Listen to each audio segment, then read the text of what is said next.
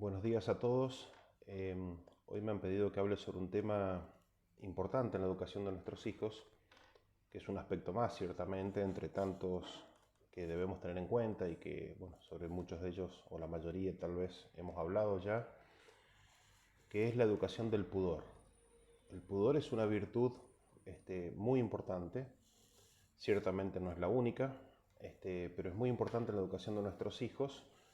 Primero por las consecuencias que tienen para bien o para mal en la formación de la afectividad, de la personalidad de nuestros hijos y el impacto que tiene luego en la vida adulta, ¿no? Durante toda la niñez, la adolescencia, pero especialmente durante la vida adulta. Vamos a tratar de rápidamente, para hacerla no muy larga, sobre algunos aspectos para que se entienda esta importancia. Y segundo, porque ¿quién, quién puede decir lo contrario en nuestros días si hay una virtud que está atacada?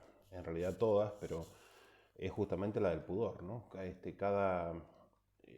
Cada programa, propaganda, cada película, los medios de comunicación, los medios sociales, y no hace falta ni siquiera todo esto, porque con solo actuar, digamos, en nuestra sociedad, toda esta virtud especialmente está permanentemente atacada, ¿no? Está, digamos, el valor de la castidad, que sería la virtud general bajo la cual está la virtud del pudor, es una virtud hoy muy subvalorada. O sea, nuestra sociedad no la valora, no la entiende, y no solo esto, sino que incluso la ataca, ¿no? Entonces, dijimos que el pudor se encuentra bajo el paraguas más general, más amplio, que es la castidad, que es una virtud sumamente importante por el impacto que tiene sobre todo en la integridad de la personalidad, ¿no? La castidad no es mojigatería, lo que llamamos normalmente, o más técnicamente se llama pudibundez, que es como un pudor exagerado, una vergüenza exagerada por todo lo referido al cuerpo y particularmente a la sexualidad. Este pudor exagerado, cuando uno ve personas, ¿no?, que tienen como un concepto muy negativo, siempre viendo todo mal, siempre viendo grandes riesgos, no como aquel que ve con prudencia, digamos, un riesgo, sino que siempre lo ve mal, siempre lo ve en un aspecto muy negativo. Eso no es propiamente castidad, eso es una distorsión de la castidad, ¿no? El mojigato es lo que llamamos a veces en el lenguaje ordinario el beatín, digamos, no el beato, no aquel que quiere tender a la beatitud, a la santidad, digamos, ¿no?, a la mejora personal, sino aquel que de alguna manera finge o por una, o no fingido, pero por una distorsión, digamos, psicológica, vive como un escrúpulo respecto a todas estas cosas, se escandaliza de todo, tiene siempre una mirada negativa de la sexualidad y se avergüenza incluso de la sexualidad, y uno puede verlo esto en algunos matrimonios, en algunos casos que uno le toca atender. Incluso se avergüenzan cuando en el ámbito adecuado donde la sexualidad es lícita, y no solo es lícita, sino que es buena, ¿no? Aún ahí se les dificulta para poder ver a la sexualidad como algo bueno, algo creado por Dios para bien, ¿no? Entonces la castidad no es esto. Esto es un pudor desequilibrado, exagerado, excesivo, causado en general por una mala educación, ¿no? Esto podríamos verlo quizás mucho más en la antigüedad, donde quizás se pasaban de rosca hacia el otro lado, digamos, de lo que es nuestra cultura actual, y daban esta visión negativa de todo esto, ¿no? La pudibundez no hace al niño o a la persona castos o pudorosos, sino hace solamente como caricaturas de la castidad, ¿no? La pudibundez es contraria al pudor. Esto uno puede verlo, digamos, en muchas personas, incluso hoy quizás son excepciones, digamos, no es lo que uno más ve, pero sí es posible ver cómo a veces en la familia se entiende mal esto y causa esta mirada negativa, digamos, anormal. Y uno puede ver a veces los chicos que los visten casi como musulmanes, digamos, ¿no? Es decir, parecen de otro planeta, parecen raros, extraterrestres, digamos, ¿no? Es decir, y uno puede verlo esto, ¿no? Quizás muchos no lo han visto, pero uno puede ver en algún caso esto, digamos, ¿no? Esto no es castidad, no es verdadera castidad, ¿no? Esto es algo más raro, más extraño, una mirada muy negativa, muy extrema. Esto es contrario, ¿no? a esta virtud. La castidad, por el contrario, habla siempre de normalidad, no de la normalidad del mundo, sino personas normales, naturales, alegres, que viven todos estos aspectos con alegría, con tranquilidad, con paz, ¿no? Y no como ese nerviosismo casi enfermizo, respecto a estos temas, ¿no? Tampoco es maniqueísmo, es decir, que sostiene que el cuerpo es malo y por lo tanto todo lo relacionado al cuerpo, especialmente la sexualidad, ¿no? Todo lo que viene del cuerpo directamente es malo, eso decía el maniqueísmo, ¿no? No es eso, eso no es propiamente de la persona virtuosa. La castidad entonces no es insensibilidad, o cuando hablamos de castidad estamos hablando del pudor, porque está contenido dentro de esta virtud, ¿no? Entonces no es insensibilidad, no es una persona insensible, que tiene miedo incluso de expresar su cariño a los demás o su afecto a los demás, porque se puede interpretar o ver como algo malo, ser algo malo, llevarme a algo malo, ¿no? No apaga el afecto hacia el prójimo, ¿no? Tampoco es el otro extremo, que ahora sí, quizás el que más vemos hoy en día en nuestra sociedad, como dijimos, y sobre todo en los medios de comunicación, en las redes sociales y demás, que es el libertinaje absoluto, que sumerge a la persona en una vida sensual, y la inclina. Ya desde chiquitito podemos estar cometiendo este error con nuestros hijos, ¿no? Los predispone a una vida promiscua. Y esto lamentablemente, justamente por la influencia quizás externa que tenemos, lo hacemos o cada vez lo naturalizamos más. Y no es bueno, ¿no?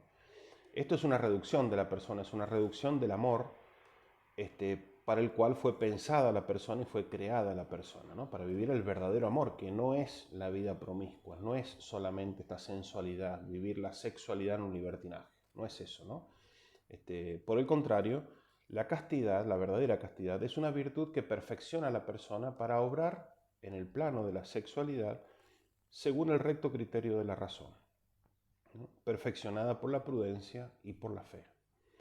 Es decir, la castidad viene a ordenar a la persona, viene a darle un sentido, un fin específico, viene a darle elementos, criterios para descubrir la persona en qué ámbito, con qué fin, con qué finalidad, con qué persona, en qué momento y demás es lícito y conveniente, incluso muy bueno, incluso santificante, el uso de la sexualidad, que ciertamente es dentro del matrimonio para un fin específico, que es la unión y la procreación, por supuesto, con la persona con quien uno ha comprometido toda la vida.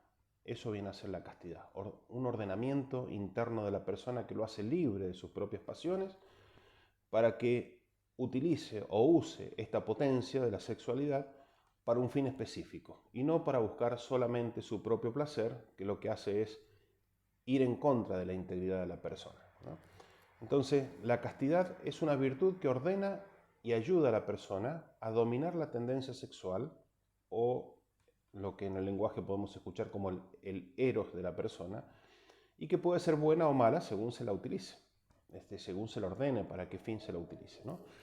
Así, la sexualidad, si la entendemos solamente como sexo, como la entiende nuestra cultura actual, es decir, como un elemento solo de placer propio, esto es una falta grave, digamos, y seria contra la castidad, contra el pudor, ¿no? ¿Por qué? Porque así entendida la sexualidad, en realidad no es un acto de amor. En realidad usa al otro para beneficio propio, lo cual es exactamente contrario a lo que es el verdadero amor. Expresa en la persona una falta de autodominio, es decir, una persona que va casi detrás de esos impulsos, no es dueña de sí mismo, o sea, no es verdaderamente libre, sobre todo libre de sí mismo, porque no es íntegro y por tanto no puede alcanzar la felicidad real que viene luego de esa libertad interior, ¿no? Y que solo se alcanza cuando uno es dueño de uno mismo y por supuesto cuando cuida natural y sobrenaturalmente el vínculo con Dios. Por eso el mundo no entiende esto, porque el mundo habla de libertad cuando entendiéndola como un derecho a hacer lo que uno le viene en gana, ¿no? Y la libertad no es eso. Cuando el hombre cae en este error, en realidad se vuelve esclavo de sus pasiones, pierde la libertad. Es decir, alcanza exactamente lo contrario que dice estar buscando, ¿no? En cambio, el hombre que es dueño de sí mismo y que domina sus pasiones y le da una orientación, le da un fin incluso a sus pasiones, es una persona que es dueña de sí misma, por lo tanto es libre de sus propias pasiones incluso, ¿no? Y entonces es dueña de sus actos. Los ejecuta o evita de ejecutarlos cuando lo cree conveniente, de acuerdo a su formación, de acuerdo a su criterio, de acuerdo a su conciencia. Y eso da la verdadera paz interior, la verdadera libertad interior, lo cual se funda en una verdadera castidad. Por eso la falta de pudor o la falta de castidad conduce a la persona a una falta de integridad, es decir, a una inmadurez personal, lo cual es quizás una de las características que más vemos en nuestro mundo actual. Por eso es un punto muy importante para tener en cuenta en la educación de nuestros hijos, desde muy chiquitito, como vamos a ver. El pudor viene a ser la defensa, por un lado la defensa de la castidad, el pudor habla más de una virtud externa, una virtud del cuerpo, pero que custodia de alguna manera la interioridad, esa castidad que es más interna, como vamos a ver en un ratito. Y por otro lado se inscribe bajo el paraguas de la castidad y por otro lado se inicia la castidad por esta virtud del pudor, que empieza como una virtud más externa, como un cuidado más externo del cuerpo y de toda su expresión. La persona no casta, o sea que no es capaz de comenzar a vivir un pudor y luego una virtud de la castidad, por lo menos en un orden aceptable, en un nivel aceptable, termina siendo lujuriosa y por lo tanto, como dijimos, esclava de sí misma y no puede alcanzar la felicidad, porque solamente va a pasar su vida siguiendo sus propios instintos, sus propios deseos. No es posible alcanzar la castidad si no se comienza por educar el pudor, desde muy pequeñitos, como dijimos. Ya vamos a dar al final algunos tips, algunas ideas, algunos ejemplos para que se entienda aún mejor. Entonces, ¿qué es el pudor? El pudor aparece en principio como un movimiento del cuerpo, es decir, algo más externo, más que del alma, ¿no? Aunque somos una sola cosa, cuerpo y alma, ¿no? Es decir, como una actitud del cuerpo que nace en un aspecto en forma natural, completamente natural, es decir, una tendencia que nace casi espontánea en el niño y por eso hay que tener cuidado porque a veces los padres podemos actuar de manera que podemos arruinar esa tendencia natural con la mejor de las intenciones. Y por otro lado, depende también de la educación que les demos, ¿no? O sea, hay una tendencia natural, espontánea, y una tendencia que es educativa. Entonces, nace como un deseo de ocultar equilibradamente el cuerpo de las miradas de los demás, ¿no? Es decir, como un ocultamiento, dijimos, natural y equilibrado, no de cualquier manera ni exagerado, ¿no? Es decir, con total libertad y con total equilibrio. El pudor es una virtud que trata de cubrir o ocultar algo de los demás para mantenerlo en el dominio propio, es decir, bajo mi dominio y no bajo el dominio de los demás, ¿no? Es decir, de ahí viene también el señorío, el ser dueño de uno mismo, ¿no? Es decir, fíjese cómo comienzan todas las virtudes, como hemos hablado más de una vez, comienzan desde el exterior hacia el interior, ¿no? Empiezan un proceso de interiorización en la medida que van creciendo los chicos, ¿no? Así, por ejemplo, hemos hablado del orden en algún momento. ¿Cómo logro el orden que tiene que ser exterior para que luego termine siendo interior?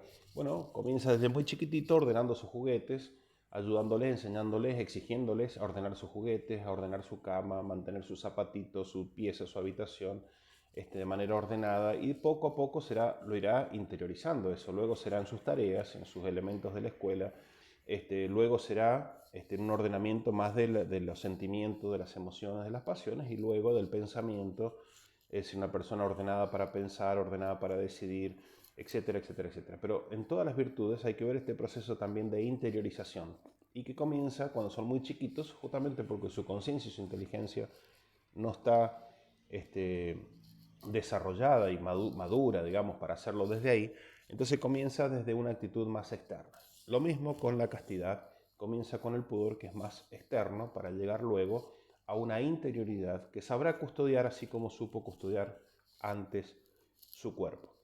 Así entonces primero se habla de un pudor del cuerpo, un cubrir el cuerpo en forma equilibrada, natural, no exagerada. Es decir, no pueden ser nuestros hijos musulmanes, como he visto alguna vez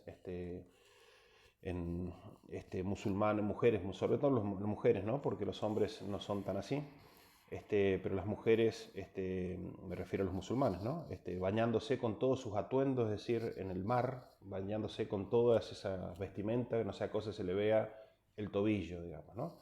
Es así, parece ridículo, digamos, ¿no? Pero uno las ve en el mar con toda la túnica, digamos, o no sé cómo se llama el vestido, digamos, musulmán, de manera que no se le vea absolutamente, no se le vaya a ver la muñeca o los tobillos, digamos, ¿no? Bueno, no es eso, ¿no? Hay un pudor equilibrado del cuerpo, luego hay un pudor de los sentimientos y por supuesto llega a un pudor espiritual que se transforma propiamente en castidad. Es decir, que el pudor habla siempre de dignidad de la persona, de discreción, de decoro, de reserva, de madurez, de integridad. Y la falta de pudor, por supuesto, de todos sus contrarios. Algunos puntitos como para aclarar un poco más ahora al principio un marco teórico, después iremos a algunos ejemplos un poco más prácticos. El pudor está bajo el paraguas, dijimos, de la virtud de la castidad. La castidad comienza, entonces dijimos, con el pudor desde muy chiquito, como todas las virtudes, como hemos dicho. Comienza con la educación del cuidado del cuerpo, el cuidado del vestido, luego el cuidado del hablar y demás, y así va ese proceso de interiorización, como hemos dicho, ¿no? Segundo, la importancia de la educación del pudor, como dijimos desde muy chiquitito, va de las cosas exteriores hacia las interiores y por lo tanto el lugar o el ámbito donde comienza a vivirse y a formarse el pudor propiamente es la propia casa, es el nido familiar. Los demás ambientes pueden ser subsidiarios, colaboran, pero no pueden reemplazar nunca el ambiente del hogar. O sea que hay que cuidar si este valor se vive propiamente en la familia, ¿no? Vamos a ver algunos ejemplos prácticos enseguida. Como dijimos, especialmente es importante hoy dar ejemplos a nuestros hijos, porque si no lo ven en casa, no lo van a ver en ningún otro lado. Es decir, en cualquier otro ámbito van a recibir muy probablemente exactamente lo contrario. Entonces, si perdemos la oportunidad de educarlo propiamente en la casa, posiblemente no tengan otra oportunidad de vivirlo, de recibirlo, de observarlo, de aprenderlo en otro lugar. Por eso hay que tener, digamos, esa autocrítica, ese examen hacia uno mismo, de si realmente en casa estamos educando bien en este valor del pudor. La responsabilidad entonces de un tema tan importante y tan delicado a la vez, que implica educar todos estos aspectos de los cuales vamos a hablar enseguida, pero que también está ahí en la raíz de la educación sexual de nuestros hijos, evidentemente está hiper relacionado con el pudor, es un derecho insustituible, esencial e inalienable de los padres, es decir, no lo pueden delegar en otra persona. Es un derecho y un deber, digamos, exclusivo de los padres. Son ellos quienes deben dar ejemplo, deben comunicarse, conversar mucho con sus hijos respecto a estos aspectos, en forma adecuada y ordenada, equilibrada, digamos, para la edad que ellos tienen, y no pueden delegar esta función en otras personas, porque de otra manera no lo logrará, ¿no? Entonces, la persona que es educada en estos valores probablemente sea una persona íntegra, una persona que tiene luego vida interior, que es dueña de sus acciones, que es equilibrada en su vida hacia adentro respecto a su vida hacia afuera. Es decir, una persona que no es pudorosa, por el contrario, una persona que más bien, y uno puede observar tantísimos casos, tristemente, que viven más bien la promiscuidad, más bien esa sensualidad permanente, ¿no? De querer de alguna manera mostrar, seducir, es decir, que viven en esta dirección. Es una persona, si uno lo observa detenidamente, es una persona siempre volcada hacia afuera. Es decir, es una persona que casi no tiene interioridad. Y la poca interioridad que puede llegar a tener está en el orden de los sentimientos, no pasa de ahí, ¿no? No pasa al plano espiritual. Y no porque no lo tenga. Ese es el gran problema, ¿no? Sigue teniendo su parte espiritual, pero no la desarrolla.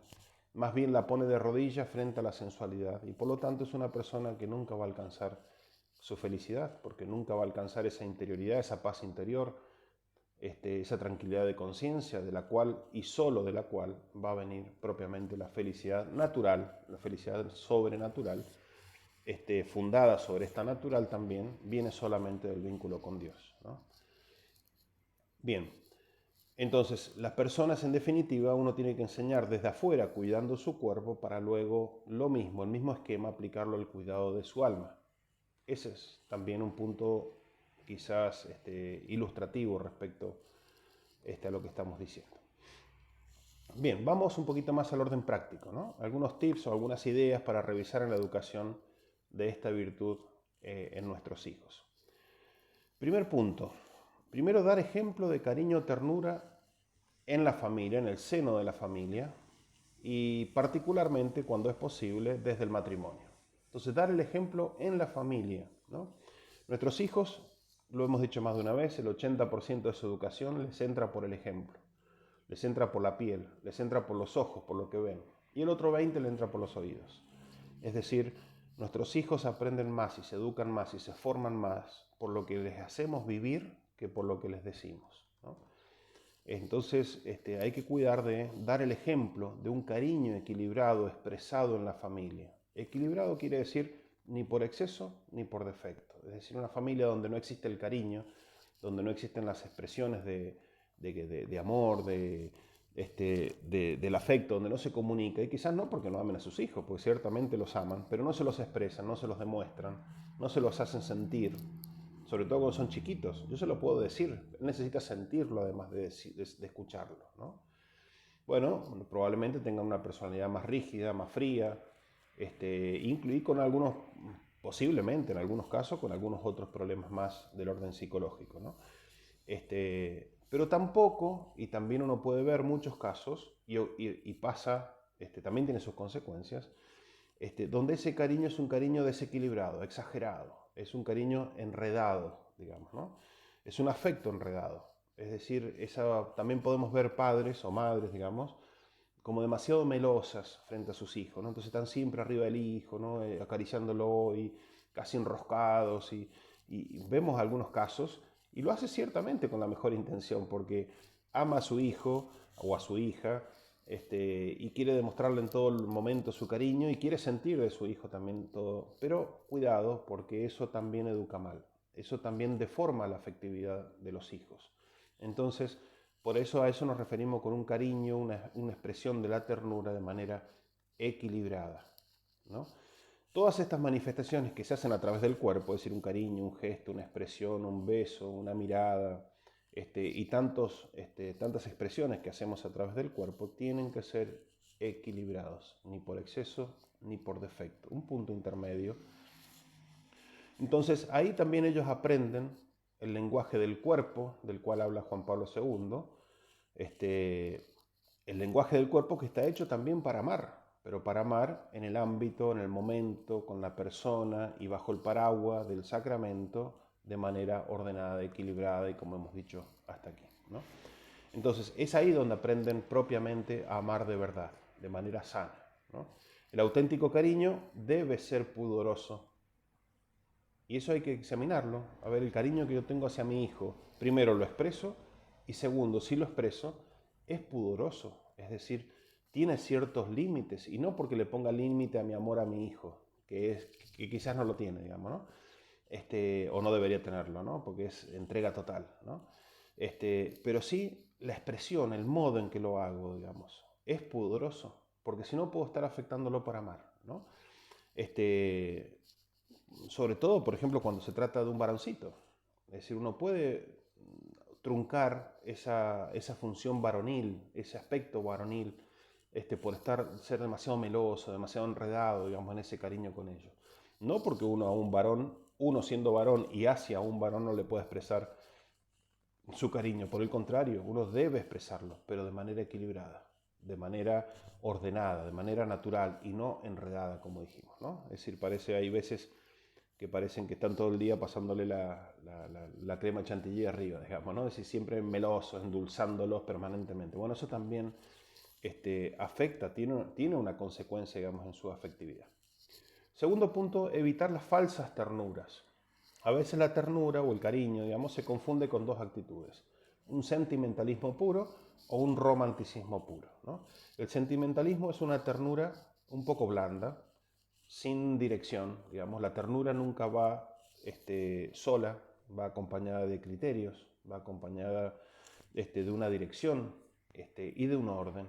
Nunca es cariño por el cariño mismo o sentimientos por el sentimiento mismo, ¿no? Entonces, a veces esto no expresa la bondad del corazón ni la búsqueda del bien personal de esa persona a quien le expreso el cariño, sino más bien busca la propia complacencia, el propio placer, ¿no? Y esto uno lo ve en las relaciones de amistad, en las relaciones de padre e hijo, en las relaciones de hermanos, en las relaciones en los matrimonios y demás. A veces las relaciones por interés propio, ¿no? Uno busca la propia complacencia, no porque un interés material o un interés, sino que el interés propio también es cuando uno busca solamente su propia complacencia, su propio placer, ¿no? Más que el bien del hijo.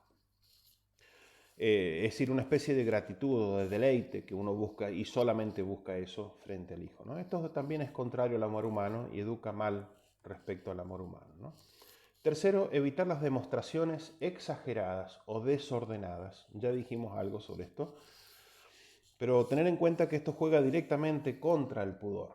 Lo afecta o incluso lo destruye al pudor, aún con la mejor intención, ¿no? Cuento un par de casos, quizás un poco extremos, pero que ilustran que son reales, reales de verdad, ¿no? Que han sucedido y que me lo han comentado y que quizás son, como digo, una expresión, digamos, exagerada, pero son reales, ¿no? Y se hacen con la mejor intención. Un papá que se bañaba, por ejemplo, que me comentaba, ¿no? Como una actitud de apertura hacia su hijo, como una demostración de confianza hacia su hijo, y como diciendo, mirá qué vínculo tengo con mi hijo, y se bañaba con sus hijos en una pileta, no sé, una Pelo Pincho, no sé qué pileta tendría, y se bañaba con sus 3 hijos varones, se bañaba desnudo, ¿no? Todos, él y sus hijos, ¿no? Como una demostración de apertura. Estoy hablando de varones de 7 años